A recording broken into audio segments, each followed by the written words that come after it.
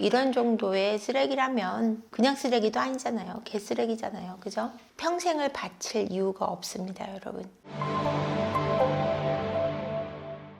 안녕하세요. 세포언니 한지연입니다. 오늘은 반드시 이혼해야 되는 케이스의 외도를 제가 말씀드리는데요. 제가 외도를 해도 이혼을 해야 되는 건 아니다라는 말씀을 많이 드려요. 사람은 고쳐 쓰는 거 아닌데요 라는 말씀도 많이 하시는데 고쳐 쓰지 말아야 되는 케이스도 있습니다. 오늘 그 이야기를 나누려고 합니다. 요 근래 제가 이제 상담을 받은 케이스 중에 이거 이혼하세요 했던 케이스가 있습니다.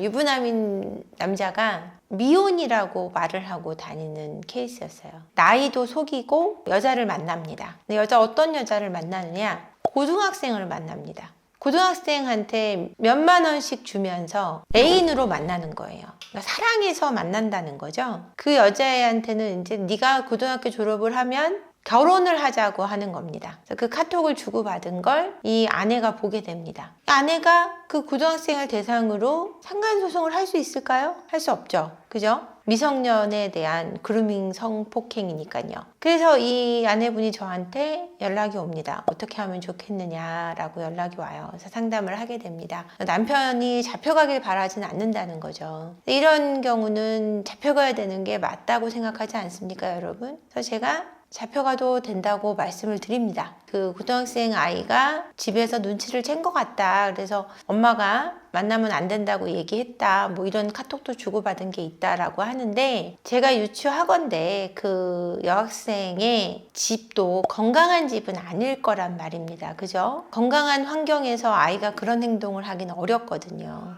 그 아이도 불우한 환경 속에 자라고 있을 텐데 그걸 이용해서 아이에게 조건 만남을 하고 있는 남편, 거기다가 나이까지 10살 이상 속이고 40 가까운 남자가 20대 후반이라고 속이면서 아이를 만나고 있고 아이가 셋이나 있으면서 아이가 하나도 없다, 미혼이다 라고 얘기하고 지금 만나고 있습니다. 집에다가는 어떻게 하냐면 아내에게 생활비를 월 120을 준다고 합니다. 아이가 셋인데 그걸로 아이 육아를 다 하라고 하고 그 이상은 돈을 주지 않는다 그래요. 월 수입은 1000이 넘는데 그 외 비용은 자기가 다 쓴다고 합니다. 이런 정도 수준이면은 이거는 이혼을 하는 게 맞다라고 생각을 합니다. 저는. 그래서 이혼을 하시고 양육비를 받아서 생활하시는 게 훨씬 본인에게 나은 케이스라고 제가 말씀을 드리는 거예요. 왜냐하면 이 남자는 고쳤을 수가 없기 때문이죠. 이분이 만나는 조건 만남인 여자가 이 여자의 하나뿐인 게 아니라는 사실도 아내분이 알게 됐고요. 몇 명의 조건 만남을 하는 여자애들이 있었고 이 학생만 있었던 게 아니고 더 많은 여성들과 만남을 가졌다는 사실도 알게 됐고 이 남편분이 아내에 대한 가스라이팅이 심각해서 아내분이 남편을 굉장히 두려워하고 있는 상황이었어요. 그러니까 이혼도 사실은 아내분의 의지로 할 수 있을지에 대한 의구심이 드는 상황이긴 합니다. 그래서 아내분에게 제가 이혼을 권하기는 했지만 아내분은 남편분을 아직 좋아하고 있고 참 이게 제일 큰 문제였어요. 하도 심각하게 가스라이팅을 당하다 보니까 경제적인 능력이 본인 없고 아이가 셋이나 딸려 있으니까 그러다 보니까 벗어나기도 어려운 상태인 거죠. 남편의 손아귀로부터. 그래서 이걸 강력하게 처벌을 받게 할 수도 없고 벗어나기도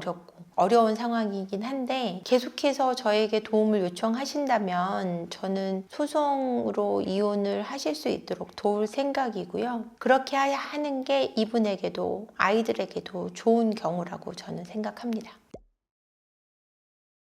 이제 사랑한다라는 그 마음 자체가 사랑이 아닐 수 있을 확률이 굉장히 높고요. 지금 의지할 수 있는 대상이 남편밖에 없기 때문에 이걸 사랑이라고 착각하고 있을 확률이 굉장히 높습니다. 내가 의지할 수 있는 대상이 남편밖에 없어라고 확신하고 있기 때문이지 사실은 이혼을 하면은 남편의 수입 대비했을 때 양육비를 300 정도까지 받을 수 있는 확률이 높고요. 아이가 셋이기 때문에 그럼 지금 120 받는 것보다는 생활이 훨씬 원활하고요. 재산분할도 지금 10년 이상 생활을 했기 때문에 재산분할도 30% 이상은 받을 수 있고요. 있고요. 이런 확률로 볼 때 막상 이혼을 했을 때 훨씬 삶의 질이 높아질 수 있다라는 거죠. 의존하는 거지 사랑을 하고 있는 게 아니고 너무 많이 억눌리고 짓눌려 있는 심리 상태 때문에 지금 두려움이 큰 거지, 좋아하고 있다는 거는 사랑의 감정이 아닐 확률이 높다는 걸 인지시켜 드릴 예정입니다.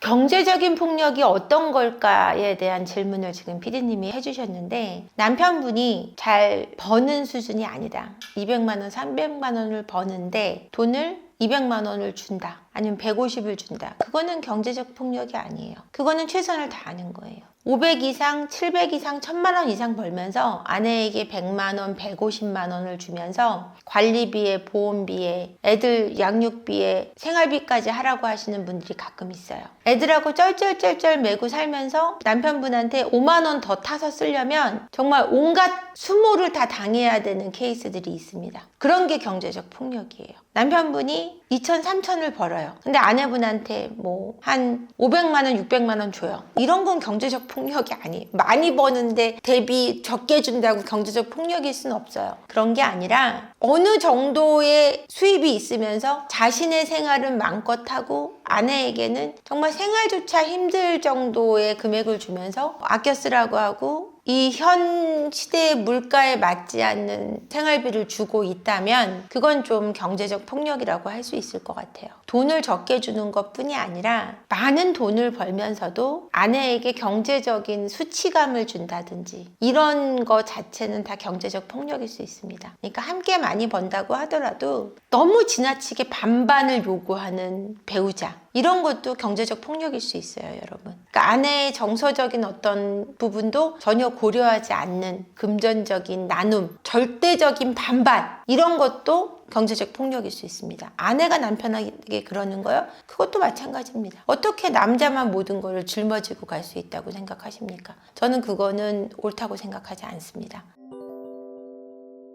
상대방의 정서적인 부분까지 다 케어해 줄 수 있는 경제적인 나눔이 진정한 부부라고 저는 생각하고요. 함께 경제적인 부분을 모으고 투명하게 생활할 수 있는 부부가 저는 부자가 될 수 있다고 믿는 사람이거든요. 물론 제 말이 다 옳은 건 아닙니다. 제가 오늘 반드시 이혼해야 되는 외도 케이스를 말씀드렸는데 정말 최악이잖아요. 최악은 다 모아놓은 것 같은데 이런 케이스는 되도록이면 없었으면 좋겠고요. 이런 정도의 쓰레기라면 그냥 쓰레기도 아니잖아요. 개쓰레기잖아요. 그죠? 이런 경우는 그냥 이혼하시고 새로운 삶을 살아가실 수 있도록 일을 시작하셨으면 좋겠습니다. 이런 사람에게는 평생을 바칠 이유가 없습니다, 여러분. 자립하시고 본인의 삶을 영위해 가시길 바라겠습니다. 구독과 좋아요, 댓글, 알림 설정 부탁드리고 부부학교도 많은 신청 부탁드리겠습니다. 감사합니다.